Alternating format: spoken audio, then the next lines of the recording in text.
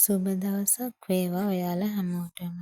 ඔන්න ඉතින් මං අදත් ආවා නුඹ හින්දා නවකතාවේ තවත් කොටසක් අරගෙන. ඉතින් ඔයාලා මේ කතාවට කැමති නම් ලයික් එකක් කමෙන්ට් එකක් දාන්න අමතක කරන්න එපා. ඒ වගේම මගේ AV Audio Books YouTube channel එකත් subscribe කරලා තියාගන්න කියලා මං ආදරෙන් ඉල්ලා සිටිනවා. එහෙනම් ඉතින් අපි යමු අද කතාවට. රෑ මං අනායාගේ ගෙදර ගියා. ප්‍රාණ පුරුදු විදිහටම හිටියේ හැරලා. අනායා රූම් එකේ හිටියේ නෑ. තාත්තගේ මැණික කොහොමද වස්තුව?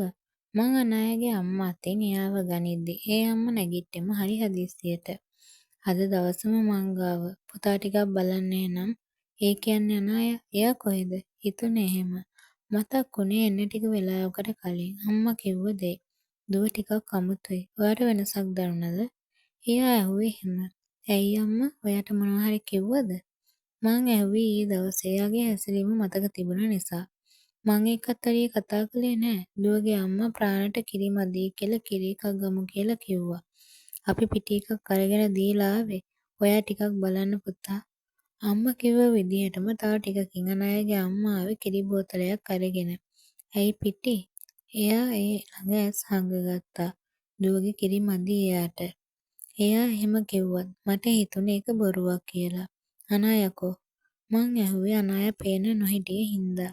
එයාගේ ඔළුව රිදෙනවා කියලා කිව්වා. මං ටිකක් නිදා ගන්න කිව්වා. පුතා මේක පොවන්නේ නම් කුස්සියේ වැඩක් තියෙනවා. මං ගිහින් එන්නම්. ඒ අම්මගේත් මං තව ප්‍රශ්න අහයි කියලා බය වුණ ගානට වගේ. ප්‍රාණ. එයා නම් එයාගේ අම්මගේ කිරිවලවත් මේ කිරි එකේවත් වෙනස දැනගෙන හිටියේ නෑ. එයා පුරුදු විදිහටම ඒක බිව්වට මං හිටියේ දැනෙන විදිල්ලක් වගේ අමුතු ෆීලිං එකක හිර වෙලා. පැය ගාණක්ම ප්‍රාණ හිටියේ මගේ ළඟ. රෑ 10ට විතර අනායා රූම් එකට ආවට තවත් එයා මගේ දිහාවත් ප්‍රාණ දිහාවත් බලන්න try කළේ නෑ. ලොකු දුව ඔළුවේ කැක්කුම හොඳයි නම් දරුවට කිරි ටිකක් දෙන්න. එයා හැදුවේ ප්‍රශ්නයක් නෑ කියන එක පෙන්නන්න. අනායා කළේ කෑ ගහන්න ගත් එක. පාඩුවේ ඉන්න දෙනවද අම්මා? මාව කිරි හරකෙක් වගේද පේන්නේ? හැම වෙලාවකම කිරි කිරි කිරි. මං ප්‍රාණව අරගෙන එළියට ආවේ ඒ සද්ද ඇහෙන්නේ නැති වෙන්න. ඔය කිරි දරුවව මේ රෑ එළියට අරගෙන යන්න එපා පුතා. ඒ අම්මා කිව්වත් අනායාගේ සද්ද එක්ක ප්‍රාණ අඬන්න ගත්තම අනායා කළේ ඒකටත් තරහ ගත් එක. එයාගේ කන් වහගෙන කෑ ගහන්න ගත් එක. අනායාගේ තාත්තත් අන්තිමට කළේ අනායාට බනින්න ගත් එක. මං කෝල් කළේ අම්මට. ප්‍රාණව තවත් මෙහෙ තියනවද කියන එක මට තීරණය කරන්න වුණා. එයා අඩුම තරමේ කිරිවත් දෙන්නත් නම්. අම්මා මෙහෙන්න තාත්තා එක්ක. කෝල් එක දීලා ඉවර වුණා විතරයි. මට ඇහුනේ අනායාගේ තාත්තා කෑ ගහන සද්දේ. ලොකු දුව මොකක්ද මේ විකාරේ? මං දවස් ගාණක් බලාගෙන හිටියේ. අපිට මොනවා කිව්වත් අර කිරි දරුවට එහෙම කරනවද? අනායාගේ තාත්තගේ වචන අහගෙන හිටියා. ඊට පස්සේ එයා කළේ අත් දෙකෙන්ම ඔළුව බදාගත් එක. ඊටත් පස්සේ එයා ඇදගෙන වැටුණා. ඇයි මෙයාව කලින් ගෙනාවේ නැත්තේ? අපි අනායව හොස්පිටල් ගෙනාවේ ඇස් ඇරියත් එයා හිටියේ වෙනම ලෝකෙක නිසා. අපිට නොපෙනෙන කවුද මන්ද මිනිස්සු වගේක් එයාට පේන්න අරගෙන තිබුණා. මේ ළමයාට අමනුෂ්‍ය දෝෂයක්වත්ද දෙයියනේ. එපා කියද්දි ගොම්මනේ කොණ්ඩේ කඩාගෙන මිදුලට වෙලා හිටියා. කට කැඩෙනකම් එකක් කිව්වට මිදුලට වෙලා පුලුටු වගේක් කෑවා ඊයේත්. අනායාගේ අම්මා විලාප තිබ්බේ එහෙම. අනායාගේ තාත්තා හැදුවේ අනායාව සංසුන් කරන්න වුණත් එයා තාත්තටවත් ළඟට එන්න දුන්නේ නෑ. එයාට ප්‍රාණවත් ඕන වේද? මං හැදුවේ බිමම ඉඳගෙන බිත්තියට පිට දුන්න එයා අතට ප්‍රාණව දෙන්න. අනායා අපේ බබා මේ බලන්න. ඒත් ප්‍රාණ අඬන්න ගත්තම අනායා කළේ කන් දෙකම වහගෙන බිත්තියට ගුලි ගැහුන එක. එපා එපා එයාව අරගෙන යනවා. එයා එහෙම කෑ ගහද්දි ඒ වතාවේ අනායාගේ අම්මා ආයෙම විලාප තියන්න ගත්තා. කවුරු හරි හුනියමක් කරලාද කොහෙද මගේ දරුවට? නැත්නම් බඩේ තියාගෙන රකපු දරුවව එපා කියනවද? අනායාගේ තාත්තා ඒ වතාවේ බැන්නේ ඒ අම්මට. විකාර කියලා මේ ළමයාව තවත් බය නොකර ඉන්නව මනුස්සයෝ. අනායාගේ නංගි ලං වුණේ ඔය අතරේ. අක්කේ අනායා එයා ළඟ සංසුන් වෙද්දි ආවේ අම්මලා. ඇයි පුතේ? එයා මගෙන් අහද්දි මං පෙන්නුවේ බිම වැටිලා ඉන්න අනායව. කොණ්ඩෙන් ඇදගෙන තිබුණ හින්දම එයා පෙනුනේ පිස්සියෙක් ගානට. අනායාගේ අම්මා ඒ වතාවේ විලාප තිබ්බේ අම්මා දැක්කම. මගේ දරුවට මොනවද කරලා? අම්මා ලං වුණේ අනාය ළඟට. "ඇයි දුව මොකද මේ?" අම්මා ඇහුවේ ඒ ඔළුව අතගාන ගමන්. අනාය කළේ ඇස් ලොකු කළා. "අතන කවුද ඉන්නවා? මෙතනත් ඉන්නවා. මට බයයි." එහෙම කිව්ව අනාය ආයෙම සිහිය නැති වෙද්දි අම්මා හැරුණේ තාත්තා දිහාට. "සිරි මේ දරුවව හොස්පිටල් අරගෙන යමු. එයා ලොකු මෙන්ටල් ප්‍රොබ්ලම් එකක ඉන්නේ. ඉතින් අපි අනායව ගෙනාවේ ලංකා හොස්පිටල් එකටමයි. ඇයි මෙයාව ගේන්න මෙච්චර පරක්කු වුනේ?" පැයක්ම අනායව චෙක් කරපු ඩොක්ටර් අන්තිමට ඇහුවේ එහෙම. "එයා ලොකු පීඩනයක ඉන්නේ. බබා ලැබුණම මෙහෙම වෙන එක සාමාන්‍යයි. සමහර අයට බබාව එපාම වෙනවා. එහෙම වුණාම ඒක ගැන හරියටම නොදන්න අය දරු දුකක් නැති ගෑණියෙක් කියලා ඒ මනුස්සයව තවත් ස්ට්‍රෙස් කරනවා, රිජෙක්ට් කරනවා. සමහර අය හීනෙන් බය වෙනවා, තරහ ගන්න එක වැඩි වෙනවා. මෙයා එහෙම වුණාද? මං ඔළුව හෙල්ලුවේ ඔව් කියන්න. ඒ මූලික ලක්ෂණ. ඔයාලා ඒ වෙලාවේ එයාව ගේන්න තිබුණේ. මෙයාට දැන් ඇස් අරගෙන ඉඳිද්දිත් එක එක ඒවා මැවිලා පේනවා. තත්ත්වය එච්චරටම බරපතලයි. මේවා අමනුෂ්‍ය දෝෂ නෙමේ. ඉස්සර අපේ ආච්චිලා සීයලා කිව්වේ වැදුම්ගේ සන්නිය කියලා. ඒක එක එක විදිහට බලපෑවා අම්මලාට. මේ දරුවට තාම ලොකු වයසක් නෑනේ. මේ වගකීම එයාට බර වැඩි වෙන්න ඇති. මං ඒ වතාවේ බැනගත්තේ අනාය ගැන මොහොතක් හරි වැරදියට හිතුව මගේ හිතට. එයාට හොඳ වෙයි නේද ඩොක්ටර්? මං ඇහුවේ අනාය හැමදාම එහෙම වෙයිද කියන බය එක්ක. එයාව අද මෙහෙ තියාගමු. ඔය ඉන්න පරිසරෙන් ටිකකට එයාව ඈත් කරන්න. එයා බබාව රිජෙක්ට් කරනවා නම් එයාට බබාව බලෙන් දෙන්න එපා. බබා වගේම එයාවත් ආදරෙන් බලාගන්න. ඩොක්ටර් යන්න ගියේ අපි හැමෝටම අනායව බලාගන්න විදිහ ගැන කියලා දීලා. ප්‍රාණ හිටියේ අම්මගේ අතේ.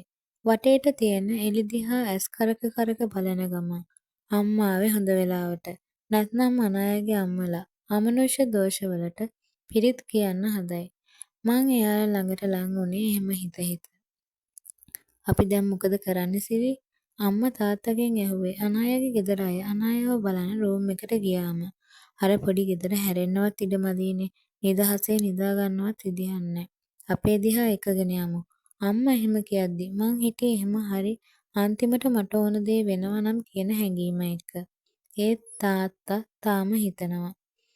අපේ ගෙදර අරගෙන ගිහින් බෑ නාලී. අර අම්මයි තාත්තයි ඒකට කැමති වෙන්නේ නෑ. මේ වෙලාවේ මේ දරුවට සනීප වෙනකන් එයාලත් ළඟ ඉන්න ඕන. අපි නේත්‍රගේ ගෙදර එකගෙන යමු. එහෙම වුණාම ඒ අම්මටයි තාත්තටයි එහාට ඇවිත් නතර වුණ හැකි. ඉඩක් තියෙනවනේ. අර දරුවට නිදහසේ හිටිය හැකි. මම ගෙදරත් හිස් කළා වෙලාවට. ඒකට නම් අපි හැමෝම කැමති වුණා. මම අනායගේ තාත්තා එක්ක කතා කරන්නම්. අන්තිමට ඒ වගකීම තාත්තම ගත්තා. ඊළඟ දවසේ අනායව එක්කගෙන ගියේ මගේ ගෙදරට. පහළ තිබුණ රූම් දෙකෙන් ලොකුම රූම් එකට තව බෙඩ් එකක් දාලා අපි ඒක හැදුවේ ප්‍රාණට ඉන්න පුළුවන් විදිහට. අම්මයි අනායගේ අම්මයි ප්‍රාණව බලාගන්න වගකීම ගත්තා. ඊට එහා පැත්තේ රූම් එක වැඩට ඉන්න කෙනාට. එළියේ රූම් එක අනායගේ තාත්තට දෙන්න හිතුවත් එයා රෑටත් මෙහෙ නවතින්න කැමති වුණේ නෑ. ගෙවල් පාළුවට යවලත් බෑනේ. මං රෑට ගෙදර යනවා. තාත්තලා දෙන්නම එහෙම තීරණය කළා. අනායගේ නංගිට මගේ රූම් එකට එහා පැත්තේ රූම් එක දුන්නේ එක්සෑම් එකක් එයාට පාඩම් කරන්න ඕන නිසා. අනාය හිටියේ පැය 12ක් විතර එක දිගටම නිදාගත්ත නිසා ටිකක් රිලැක්ස් වෙලා. බබාට පිටි එකම දිගටම දෙන්න. මම මෙයාට ටැබ්ලට් ටිකක් දෙනවා සති දෙකකට. ඊට පස්සේ බලමු. ඩොක්ටර් කිව්වේ එහෙම. අම්මලා ප්‍රාණවත් අරගෙන එන්න. දිස්න දැන් එයි.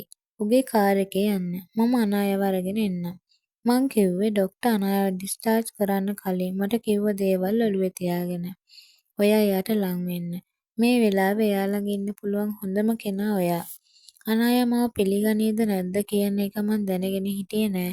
ඒත් try කරලා බලන්න මං තීරණය කළා. මචං එයාලව එක්කන් යමල්ලා. අනායගේ අම්මලාට එයාලට ඕන දේවල් ගෙදරින් ගේන්න කියලා තාත්තා කම්පැනි වාහනයක් දීලා තිබුණා. එයාලා ඒකේ ගෙදර ගියාම අම්මා ප්‍රාණත් අරගෙන වැඩට ඉන්න කෙනා එක්ක ගියේ මගේ ගෙදරට.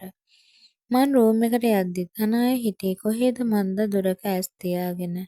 එයා මාව රිජෙක්ට් කරයිද? රූම් එක ඇතුළට යද්දිත් හිත හිටියේ ඒ ප්‍රශ්නේ ඉතිලා. අනාය මාව රිජෙක්ට් කරනකම් බලාගෙන හිටිය මම අද එහෙම වෙන එකට බය වෙලා තිබුණා. ඇත්තටම චරිත මාරු වෙලා තිබුණා.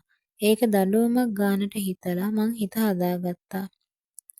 "ඔව්වට තමයි බං දිට්ඨ ධම්මවේදනීය කර්ම කියන්නේ. ඒකෙ දැන් උඹේ රෝල් එක ගානට රඟපානවා. ඒකෙ එදා හිටිය තැන අද උඹ ඉන්නවා." ගාරුකයා ඒ වතාවේ බන කියන්නත් අරගෙන "අනේ මේ කට වහගනින්. උඹයි මමයි දන්න බන." ඌට සද්දෙ දැම්මත් මං ඒක පිළිගෙනයි හිටියේ. කොහොම හරි අන්තිමට අපි පැති බැලන්ස් වෙලා හැමදේම විසඳෙනවා නම් ඇති. මං වෙනුවෙන් නෙමෙයි ප්‍රාණ වෙනුවෙන්වත්. මං හිතුවේ එහෙම. මගේ සද්දෙටද මන්දා අනායා ඇස් උස්සලා බැලුවා. ඒත් ඒවයේ කිසිම හැඟීමක් තිබුණේ නෑ. එයා මාව රිජෙක්ට් කරයි කියලා බය වුණ හිතට ඒකත් සැනසීමක් වුණා. ඒත් ඒ හැඟීම් මැරුණ ඇස් මට සතුටක් නම් අරගෙන ආවේ නෑ. අපි ගෙදර යමු. මං කියද්දිත් අනායා බලාගෙන හිටියේ එයාට ඒක නොතේරුණ ගානට. අන්තිමට එයාව ඇඳෙන් බස්සගෙන ස්ලිපර් දෙක දාන්න උනෙත් මටමයි. අනායා හිටියේ මොනවද මන්ද හිත හිත. එයාට නිදන්න ඕන නම් නිදන්න දෙන්න. මේ ටැබ්ලට් වලට නිදිමත එනවා. බඩගිනි වෙනවා.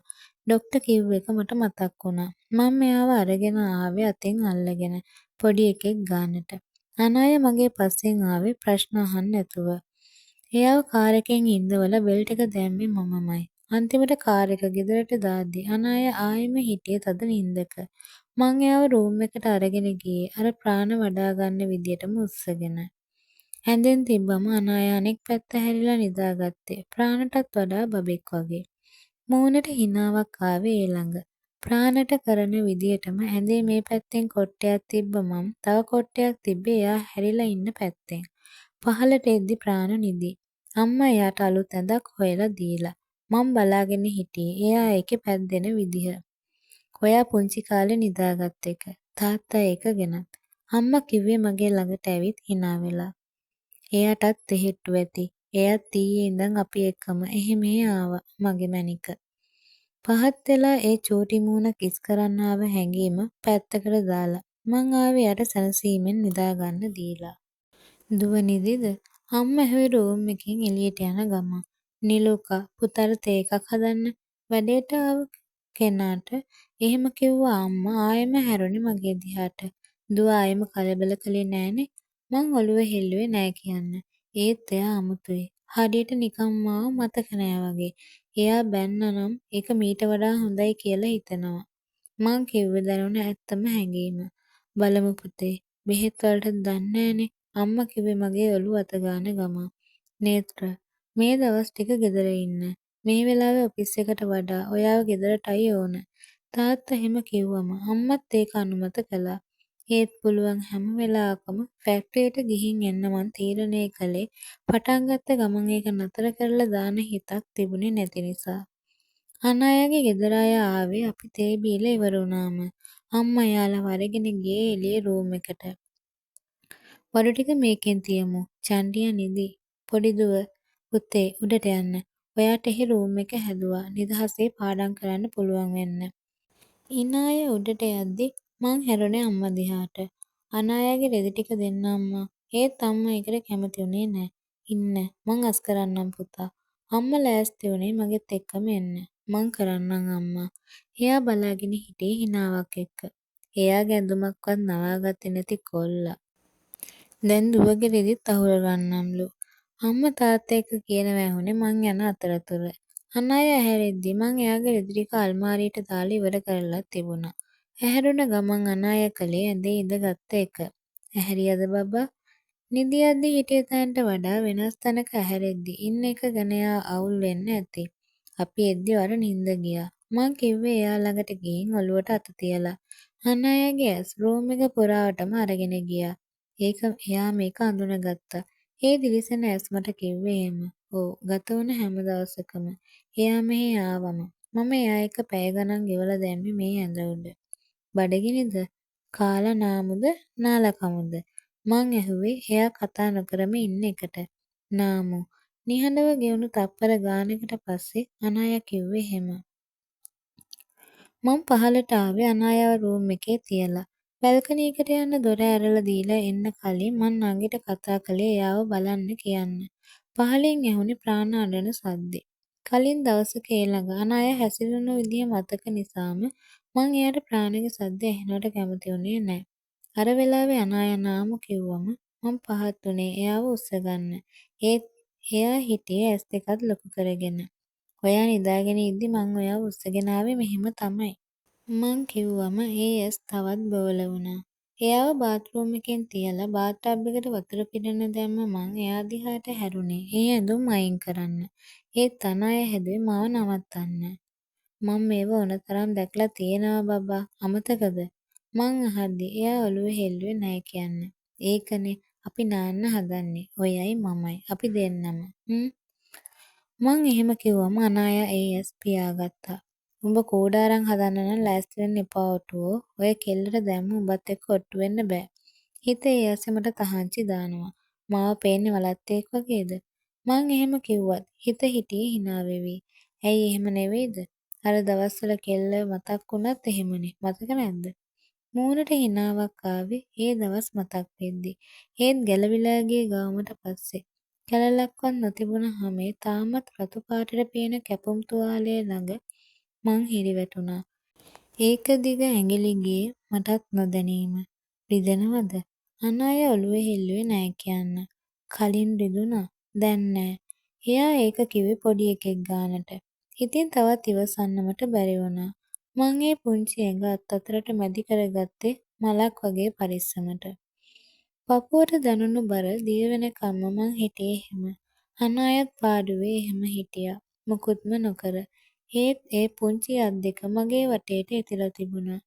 ඉතින් මං එයාව පැය භාගයක් විතරම උණු වතුරෙන් නෑවුවා. එයා එක්කම බාත් ටබ් එකට බැහැලා මං පොඩි එකෙක් සනසවන ගානට පෙන පොකුරු එක කෝලම් කරද්දි අනායාගේ මූණ ඇඳුනේ ලස්සන හිනාවක්. ආයෙම රූම් එකටත් මං එයාව උස්සගෙනමයි ආවේ. ප්‍රාණ තාමත් හිටියේ අඬන ගමන්. ගත වුණ හෝරාවට දුවලා ගිය හිත. මං ආයෙම ඇදගත්තේ මේ මොහොතට. මං රූම් එකට එබුණේ හදිස්සියට. ඇයි අම්මා? ඒත් අම්මා හිනා වුණේ ඒකට. අන්න කිව්වා වගේම තාත්තා දුවගෙන ඇවිත්. මෙයාව චුට්ටක් හරි ඇඬෙව්වොත් රිදෙන්නේ තාත්තිටනේ පුතේ. හරි වැඩක් වුණානේ මේක. අම්මා නම් ජෝක් කරන්නත් අරගෙන. ඒත් ප්‍රාණ අඬන හේතුව මට ඕන උනේ ඒක දැනගන්න. හොඳටම ගහලා වගේ නෙමේ කොළුව අඬන්නේ ඇත්තට. එයාම චූදමා තෙමාගෙන හරියට කෑ ගහන්නේ අපි එහෙම කළා වගේනේ. ඉතින් හිනාවක් ආවේ ඒකට. බලද්දි අපේ අපතයෝ ටිකත් ඇවිත්.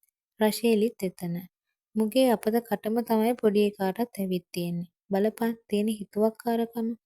මුන් ටික කියන්නේ අඬන එක නතර කළත් නින්ද බිඳුණු එකට හූල්ලන ප්‍රාණව බලන ගමන්. ආවනම් එයාව බලාගනින්න. අපි කාලා බීලා ඉවර වෙනකන්. එහෙම කියලා මං බැලුවේ අම්මා දිහා. අම්මා මට කෑම එකක් බෙදලා දෙන්න. අන් අය හිටියේ බඩගින්නේ. කමුද කිව්වම ඔළුව විතරක් හොල්ලපු එයා ආයෙම කළේ ඇස් කොහේදෝ දුරක තියාගත්ත එක. උඹට ට්‍රින්ස්ලද බන් ලැබුණේ? ගානුකේ අහන්නේ මොකක්ද කියන එක මටවත් තේරුනේ නෑ. නෑ ඔය බත් එක උස්සගෙන ගිහින් කවන්න හදන පොඩි එකා ගැන ඇහුවේ. රෂීලි හිනා වුණේ ප්‍රාණව අතේ තියාගෙන. බාල අපරාධ කළා නම් දැන් ඕවත් කරපන් අපතයෝ. හොඳ වැඩේ මූට. දැන් බබාලා දෙන්නවම නලවපන්. මුන්ගේ විකාරවලට හිනා වෙවීම මං ආවේ අනායව හොයාගෙන. ඇත්තටම එයාට කවන්න උනේත් මට තමයි. ඒත් ඇත්තටම කවන විදිහ මං දැනගෙන හිටියේ නෑ. මං ඉස්සෙල්ලම කාලා බලන්න ඕන. අන්තිමට මං කාලා බැලුවේ කවන්න ඕන කොහොමද කියලා. කවද කෑව බලනිස්ද කිව්වලු. දැන් ඉතින් ඕවත් පුරුදු යන්නේත් ඔයා. හිත නෝන්ඩි කරන්න ගත්තත් අද නම් තරහා හිතුනේ නෑ. මං හිටියෙත් ඒ හිනාවට එකතු වෙන ගම. කොහොම හරි ගෙනාව කෑම එකම අනායට කවා ගන්න පුළුවන් වුණාම දැනුණ සතුට හරියට ප්‍රාණගේ බඩ පිරුණාම එන සතුටමයි. මං නැගිට්ටේ අනායගේ ඔලුවට කිස් එකක් දෙන ගමන්. එයා කළේ ඒ ළඟ ඒ ඇස් උස්සපු එක. ළඟම පේන රෝස පාට තොල් දැක්කම හිතුනෙම ඒවට පහත් වෙන්න. ඒත් බලද්දි පහළ තියෙන බංකොට් වෙලා හිටියේ අනායගේ තාත්තා. ඒ ඇස් තිබුණේ මගේ ළඟ නැවතිලා. ඒ වගේ තිබුණ හැඟීම නෑ. ඒක කියව ගන්න මට බැරි වුණා. අනායගේ තාත්තා අපේ තාත්තා එක්කම රෑ කෑමෙන් පස්සේ ගියා. අපේ අපත රැළ රෑ 11 වෙනකම්ම විකාර කර කර හිටියේ ප්‍රාණව අතින් අතට මාරු කරන ගමන්. ආන්ටිලා නිදාගන්න. අපි අදි කතා කරන්නම්. එහෙම කිව්ව උන් හැරුණේ මගේ දිහාට. උඹේ මබාව නිදි කරලා වරෙන් මතක් කරලා නැලවිලි කවියකුත් කියපන්. උන්ට රවාගෙනම ආවත් ඇත්තටම අනාය මගේ ළඟ පූසියෙක් ගානට ඉන්න එක ළඟ මං හිටියේ පාවෙනවා වගේ හැඟීමකින්. අර නපුරු කොටි දෙන කොහෙන්ද මන්ද ගිහින් තිබුණා. ඒ වෙනුවට දැන් හිටියේ අහිංසකම හාපැටියෙක්. කවන දේ කන, ඇඳට වෙලා වකටු වෙලා නිදන, බල්කනියට ගිහින් ඔහේ බලාගෙන ඉන්න හාපැටියෙක්. නංගි කන්නවත් පහලට එන්නේ නැද්ද බං? අපේ උන් ඇහුවේ මං රෑ කෑම එකත් රූම් එකටම අරගෙන යන්න හදද්දි. මට බයයි. එයා ප්‍රාණ ළඟ ආයෙම අසනීප වෙයි කියලා. මං කිව්වේ ඇත්තම හැඟීම. අන් අයව ආයෙම එහෙම දකින්න මං ඇත්තටම බය වුණා. එයාට කොල්ලව එපාම වුණාද? දිස්නේ ඇහුවේ එහෙම. ඔව් මුලදී එයා ටික ටික එයාව රිජෙක්ට් කළා. මං හිතුවේ මගෙත් එක්ක තියෙන තරහට කියලා. උන් මං සිද්ධ වුණ දේවල් කියද්දි අහගෙන හිටියා. එහෙම ඒවත් වෙනව නේද මචං? පව් කෙල්ල. ඔය වයසට මේවා බරයි තමයි. දිස්නයා ඒ ගැන දුක් වුණා. ගම්වල ඉන්න කෙල්ලෝ අවුරුදු 16 17 ළමයි හදනවනේ මචං. ගානුක මැදට බැනගත්තා. හැම එකාම එක වගේ වෙනවද ඔටුවෝ? මිනිස්සුන්ට දැනෙන දේවල් එක වගේ වෙනවද? නයනයා ඌට සද්ද දැම්මා. කොහොම හරි උඹ කෙල්ලත් එක්කම ඉඳපන්. මේක එක අතකින් උඹට ලැබුණ chance එකක්. මාමකාරයාගෙන් ලකුණු ටිකක් දාගන්න. අනායව ෂේප් කරගන්න. මාමකාරයාව පැත්තකට දාපන්. අනායව ෂේප් නම් එච්චරයිනේ. උඹ ඒ කෙල්ලව එළියට අරගෙන යමන්. කොල්ල පිටි බොන එකේ ටිකක් දුර ටුවර් එකක් වුණත් කමක් නෑ. ඔව් රූම් එකේම තියන්න එපා. ඒකත් එපා වෙනවනේ. උන් එක දිගටම උපදෙස් දුන්නා. මං හිත ආවේ ඒ ගැන. අනායට කවන අතරේදී ඇහුවේ කොහේ හරි අමුද කියලා. ඒත් අනාය කලේ ඔළුව හොල්ලපු එක. මට මහන්සි නිදා ගන්න ඕන. එයා කිව්වේ අවුරුදු ගාණක් රෙස්ට් නොකර එක දිගට වැඩ කරපු මනුස්සයෙක් ගානට. මං කළේ මගේ ලිප්ස් ඒ ඔලුවට තද කළ එක. ඈත් වෙද්දී අනාය හිටියේ ඇස් වහගෙන. එහෙම කරද්දි මොනවද මන්ද හිතනවා. එයා කිව්වේ තවත් තප්පර ගාණක්ම එහෙම ඉඳලා. මොනවද හිතෙන්නේ? මං කිව්වේ ආයෙම ඒ ඔලුවට කිස් එකක් දීලා. අනාය ඔලුව හෙල්ලුවා. දන්නෑ. මෙතනද මොනවද වෙනවා. එයා කිව්වේ පපුව උඩ තිබ්බ අතක් එක්ක. ඒ ළඟ දැනුනේ මගෙත් එතනම රිදෙනවා වගේ. අනායට කවලා මං අතත් හොදගනිද්දි අනාය වොෂ්රූම් ගියා. නිදි කරවනවද මාව? එයා අහද්දි මං ඔලුව හෙල්ලුවා. එන්න. බෙඩ් එකට ගිහින් කියන පමාවට අනාය හිටියේ මගේ ළඟ. ඔලුව රිදෙනවා. අත ගන්න පුළුවන්ද? එයා කිව්ව විදිහට මට දැනුනේ දුකක්. මිනිස්සුන්ට මචං ආයෙම පොඩි උන් වෙන්න පුළුවන් තමන්ව හරියටම තේරුම් ගත්ත තමන්ගේ හැඟීම් වලට hina වෙන්නේ නැති ආදරය කරන ගෑණියෙක් හරි පිරිමියෙක් හරි ළඟ විතරයි. හරිම ගෑණි හරි හරිම මිනිහා හරි මීටුන දවසට අපි අස්සේ ඉන්න තාම මැරුණේ නැති පොඩි එකා එළියට එනවා. ගෑණියෙක්ට හරි මිනිහෙක්ට හරි වෙන්න තියෙන හොඳම දේ අර ඇතුලේ ඉන්න පොඩි එකාව ඇහැරවන්න පුළුවන් විදිහේ කෙනෙක් එක්ක ජීවිතේ බෙදා ගන්න හම්බ වෙන එක. මට මතක් වුණේ අයියා කෙනෙක් කිව්ව ඒ කතාව. මගේ එකී එහෙමයි. ඒකිට 5 ස්ටාර් හොටෙල් එකකින් අරගෙන දෙන කෑම එකකට වඩා වටිනවා මං අරගෙන යන ටිපි ටිප් එක. මටත් මොන මගුලටත් වඩා වටිනවා ඒකිගේ කකුල් දෙක උඩ දෙන ඉඩ. ඒ වෙලාවට ඔළුව අත ගන්න එක. ඒව ආදරේ විදිහට දකින එකෙක්. ඒ වගේ පොඩි පොඩි පිස්සු වැඩ ලස්සනට දකින එකෙක් හොයාගනි. එයා මට ආයෙම කිව්වේ එහෙම. ඒ වචනවල තේරුම මට දැනුනේ අද. අනාය කලේ මගේ අත උඩ නිදාගත්ත එක. මගේ අත එයාගේ කෙස් අතරින් එහෙ මෙහෙ යද්දි සනීපෙත පියවුන ඒ ඇස් දැක්කම මට දැනුනේ සැනසීමක්. සමහර නිස්කලංක මොහොතවල් ජීවිතේට කොච්චර ලොකු තේරුම් එකතු කරනවද? අන්තිමට අනාය මාව දාර්ශනිකයෙකුත් කරලා තිබුණා. මං පහලට ආවේ බෙහෙත් හින්දාම එයා තද නින්දකට වැටෙද්දි. කෝ බබා නිදිද? මං පහලට ආවේ රෂේලිගේ අතේ ඉන්න ප්‍රාණ දිහා බලලා එහෙම අහන ගමන්. මොන නින්දක්ද? ඌ නිශාචරයෙක් තාත්තා වගේම. පේනවනේ ඇස් කරක කරක ඉන්න විදිය. දිස්නයා කිව්වේ ප්‍රාණ දිහාට එබිලා. උඹ අපි කිව්වා කියලා මතක තියාගෙන හිටපන් නේත්‍රයා. මේ පොඩි ඩයල් එක හින්දා උඹට බෙල්ලේ වැල දා ගන්න වෙනවා පුතෝ. අංකල්ට උඹ දුන්න වදේ ඩබල් ට්‍රිබල් කරලා උඹට දෙනවා මෙයා. උන් දැම්ම අනාවැකි කියන්න අරගෙන. මේ පේනවනේ නාහෙට නාහන හිතුවක්කාරයෙක්. උඹේ සද්දෙම තමයි. ප්‍රාණ හිටියේ හදන්න ලං වෙලා. අම්මා නිදිද? මං බය වුණේ කිරි හදන විදිය මං දැනගෙන හිටියේ නැති නිසා. ඒක ඉගෙන ගන්න වෙනවා. මං හිතුවේ එහෙම. ආන්ටි කිරි හදන්න ගියා. එක අතකින්. ඌ පව් මචං. අම්මගෙන් කිරි බොන්න තියෙන කාලේ. ගානුකේ කියද්දිම නයනයා ඒකත් මටම පැටෙව්වා. කොහෙද? තාත්තගේ කෙරුවා වල ප්‍රතිඵල තමයි පුතේ. මට බය අම්මව හොඳ කරන්න කියලා තාත්තා නංගියෙක් හරි මල්ලියෙක් හරි තව හදලම නතර වෙයිද කියලා. දිස්නයා මගේ දිහාට හැරුණා. උඹ එහෙම අපත වැඩක් නම් කරන්න එපා ඔටුවෝ. මුන් ටික නම් ඇත්තටම කටවහපන් යකෝ අම්මා එනවා. මං කිව්වේ මේ අපත කටවල් ටික එහෙමවත් වහන්න. ඇයි උඹ බඳින්න කිව්වම අංකල්ට ලොකු ටෝක් ටිකක් දීලා තිබ්බේ ආන්ටි ඉස්සරහම ඒවා හෝමෝන් නිසා වෙන සාමාන්‍ය දෙයක් මං නිරෝගී මිනිහෙක් එහෙම ඒවා. මොකට මුන් ඒවා මතක තියාගෙන ඉන්නවද ඇත්තට. වෙන වැදගත් දෙයක් නම් ඔය ඔළුවල නම් මේ කපේට රැඳෙන්නේ. ඒත් එහෙම ඒවා මුන්ට අමතක වෙන්නෙත් නෑ. මං අම්මගේ අතින් කිරි බෝතලේ ගන්න ගමන් හිතුවේ එහෙම. දවස් 3ක්ම අනාය කළේ හොඳට නිදාගත්ත එක. ඒකෙන් පෙනුනේ එයා වෙනදට වඩා ඇක්ටිව් වෙලා කියන එක. ඒ හැම දවසකම පොඩි එකෙක් ගානට එයාව බලාගත්ත මං අනාය නිදන්න ගත්තම ගියේ ඔෆිස් එකට. ජොබ් එක පටන් ගත්ත ගමන් ඒක නතර කරලා දාන්න හිතක් මට තිබුණේ නෑ. ඉඩ ලැබුණ පැයක් හරි දෙකක් හරි මං වැඩ කරලා ආවේ තාත්තා එපා කියද්දිමයි. රෑ මැදියම වෙනකම් මං කළේ ප්‍රාණ ළඟට වෙලා හිටි එක. අම්මලා දෙන්නගෙන් කවුරු හරි එක්කෙනෙක් ඇහැරලා ඉද්දි අනෙක් කෙනා කලේ නිදාගන්න එක. ප්‍රාණට කිරි හදන එක කරන්න ඕන නිසා එක්කෙනෙක් ඇහැරලා ඉන්න පුරුදු වුණා. 12 1 විතර වෙනකන් ඇහැරලා ඉඳලා ඊට පස්සේ මං එන්නේ නිදාගන්න. ඒ එද්දිත් අනායා ඉන්නේ සැප නින්දක. එයාගේ වටේට අත යවද්දි අනායා කරන්නේ නින්දෙන්ම මගේ පැත්තට හැරෙන එක. ඊටත් පස්සේ කඳ සමතලා වෙන තරමටම තදට තුරුළු වෙන එක. ඉක්මනින් එයාට ප්‍රාණව ඕන වෙනවා නම් ප්‍රාණව පහළ දාලා ඇවිත් ඇඳට නැග්ගට ඒ හැම වෙලාවකම මං හිතුවේ එහෙම. අද බීච් යමුද? හවස? මං ඇහුවේ අනාය වෙනදට වඩා ඇක්ටිව් කියන එක පෙනුන දවසක.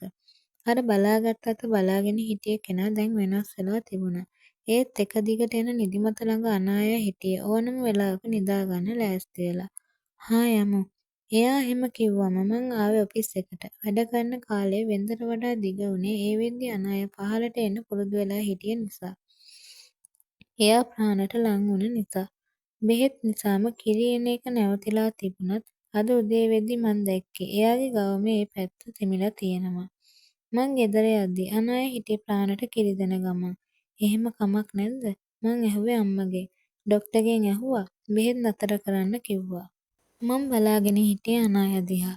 එයා ප්‍රාණව ගත්තද ඔයාලා දුන්නද? එයාට බල කරන්න එපා කියන එක අපි දැනගෙන හිටියා. දුවගේ අම්මා කියලා තිබුණ ප්‍රාණට කිරි දෙමු කියලා. කිරි නොදුන්නම කිරි ගල් වෙනවා කියලා අපේ අම්මලා කියන්නේ. කිරි බ්ලොක් වෙනවා. එයා කැමති වෙලාද? මතක් වුණේ ගෙවුණු දවස්වල එයා ප්‍රාණව රිජෙක්ට් කරපු විදිහ. අම්මා කෙනෙක්නේ. එයා අසනීප නිසායි පැටියව අයින් කළේ. අපි දැනට එයාට කිරි දෙන්න විතරක් ප්‍රාණව දෙමු. කිරි දෙන තරමට ඒක එයාටයි හොඳ. නැත්නම් අමාරුයි. ප්‍රාණ කිරි බොන අතරෙම ආයෙම නිදාගෙන තිබුණා. ඔව් ඉතින් රෑට ඇහැරලා ඉන්නේ එයාට කවුරු හරි නීතියක් දාලානේ. මං එයාව අත් දෙකෙන්ම ගත්තේ hina වෙවි. ප්‍රාණ ටිකක් ලොකු වෙලා හිටියා. නින්දෙන්ම එයා hina වෙද්දි තවත් බලාගෙන ඉන්න බැරි වුණා. මං කළේ හිම්ම ඒ පුංචි කකුලකට පහත් වුණ එක. hina වෙනවා එයා. දැක්කද? මං කිව්වේ අනායට. එයා බලාගෙන හිටියේ මගේ දිහා. මේ බලන්න. මං ප්‍රාණව ලං කළේ එයා ළඟට. ඒ වෙද්දි එයා හිටියේ hina වෙවි. අනාය කළෙත් මං වගේම ප්‍රාණගේ මූණට පහත් වුණ එක. ඊටත් පස්සේ කිස් කරපු එක. යමු. අපි ලෑස්ති වෙමු බීච් යන්න. අම්මා ප්‍රාණව ගත්තාම මං අනායව එක්කගෙන ආවේ රූම් එකට. ඒත් ආව ගමන් අනාය හැරුණේ මගේ දිහාට. වඩා ගන්න. එයා කිව්වේ අර බෝල ඇස්වල අමුතු එළියක් තියාගෙන. ප්‍රාණව වඩාගත්තා වගේ ඕන. එයා කිව්වේ එහෙම. හිනාවක් ඇඳෙද්දි මං එයාව උස්සගත්තේ. ප්‍රාණ මගේ ළඟ හිටිය විදිහටමයි. හරි. එහෙම කිව්වම අනාය බලාගෙන හිටියේ මගේ දිහා.